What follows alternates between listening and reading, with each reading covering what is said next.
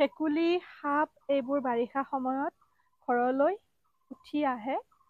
যিহেতুকে বৰষুণ পৰি থাকে, গতিকে সিহঁতৰো থকাৰ কাৰণে সুৰক্ষিত ঠাই বিচাৰি ঘৰলৈ ভেকুলীবোৰ, সাপবোৰ উঠি আহে। আৰু সৰু ল'ৰা ছোৱালী থাকিলে বহুত ভয় লগা, যিহেতুকে সাপ বা তেনেকৈ ভেকুলী এইবোৰ ঘৰত আহিলে বেয়াও লাগে, বা আমি অকণমান নিজে সাৱধান হৈ থাকিব লাগে। সেইবাবে ঘৰুৱা পদ্ধতিৰে আপোনালোকে এনেদৰে ঘৰত সাপ, ভেকুলী এইবোৰ নহাকৈ ৰাখিব পাৰিব।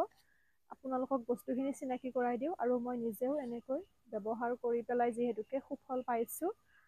এনেতো ফিনাইল বা তেনেকৈ ধৰি লওক বিভিন্ন কীটনাশক দি পেলাইও আমি সুফল পাব পাৰোঁ বা উপকৃত হওঁ। কিন্তু যিহেতুকে সেইবোৰ প্ৰয়োজনবোৰ ব্যৱহাৰ কৰাৰ ক্ষেত্ৰত আমি যথেষ্টখিনি সাৱধানতা অৱলম্বন কৰিব লগা হয়। যিহেতুকে ঘৰুৱা পোহনীয়া জীৱ জন্তু থাকিলে, সৰু ল'ৰা ছোৱালী থাকিলে প্ৰয়োজনবোৰ বহুত ৰিস্কি হৈ যায়।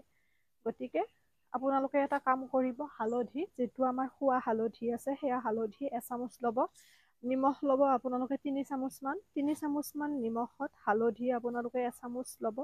লগতে শুকুৱাই থোৱা মহানিম তিতাৰ গুৰি ল'ব। আগতেও কৈছোঁ, মহানিম তিতাটো আপোনালোকে শুকুৱাইও থ'ব পাৰে, বা আপোনালোকে ভাজি ল'লে কেৰাহীত অকণমান ধুনীয়াকৈ মৰমৰীয়া হৈ যায়, বা মোহাৰি দিলে ধুনীয়াকৈ গুৰি হৈ যায়। গতিকে সেই মহানিম তিতাৰ গুৰি ল'ব, নিমখ আৰু হালধি এই গোটেইখিনি বস্তু মিহলি কৰি লৈ আপোনালোকে ঘৰৰ এনেকৈ চাৰিওকাষে ছটিয়াই দিব।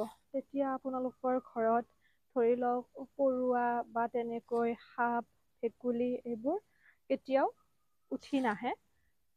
এনেকৈ ব্যৱহাৰ কৰি চাবচোন, আৰু ৰিজাল্টটো জনাবলৈ নাপাহৰিব। এইটো হৈছে এনেকৈ ছটিয়াই দিয়া পদ্ধতি। আৰু এটা পদ্ধতি আপোনালোকৰ লগত মই শ্বেয়াৰ কৰিম, সেইটো কৰিও আপোনালোকে যথেষ্টখিনি উপকৃত হ'ব। নিশ্চয় বুজিব পাৰিছে, তেনে সাধাৰণ বস্তু, আৰু কোনো অপকাৰো নাই ইয়াৰ পৰা।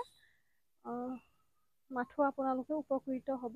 আৰু পৰুৱাৰ ক্ষেত্ৰতো আপোনালোকে যদি হালধি ধুনীয়াকৈ এখন কাগজত ধুনীয়াকৈ বান্ধি পেলাই আপোনালোকে থৈ দিয়ে, তেতিয়াও পৰুৱাৰ উপদ্ৰৱটো নহয় পৰুৱা থকা ঠাইত। কিন্তু হালধিটো আৰু ছটিয়াই দিব নোৱাৰি য'তে ত'তে, কাৰণ যিহেতু হালধীয়া হৈ যায়।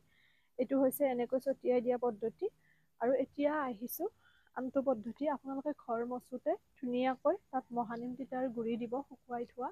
লগতে লং 5-6টামান গুৰি কৰি দিব। যিটো আমাৰ লং আৰু ইলাচি আছে, সেয়া লংটো 5-6টামান গুৰি কৰি দিব। লগতে কৰ্পূৰ, যিটো আমাৰ খোৱা কৰ্পূৰ, সেয়া এপিচ আপোনালোকে ধুনীয়াকৈ গুৰি কৰি দিব। দি পেলাই সেই পানীখিনিৰে যদি ঘৰ মচে, তাতো আপোনালোকৰ পৰুৱা, কেৰেলুৱা বা বিভিন্ন পোক পতংগ, লগতে সাপ, ভেকুলী এইবোৰ ঘৰত প্ৰৱেশ নকৰে। গতিকে আপোনালোকে আশা কৰোঁ উপকৃত হ'ব।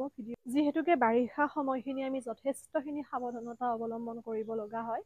আপোনালোকেও ব্যৱহাৰ কৰিব, আৰু কেনেকুৱা পালে ৰিজাল্টটো জনাবলৈ নাপাহৰিব। আপোনালোক উপকৃত হ'লেহে মোৰ ভিডিঅ'টিয়ে সাৰ্থকতা লাভ কৰে। এইকেইদিন পুৰা বৰষুণ, একদম চাৰিওফালে পানী পানী হৈ গৈছে।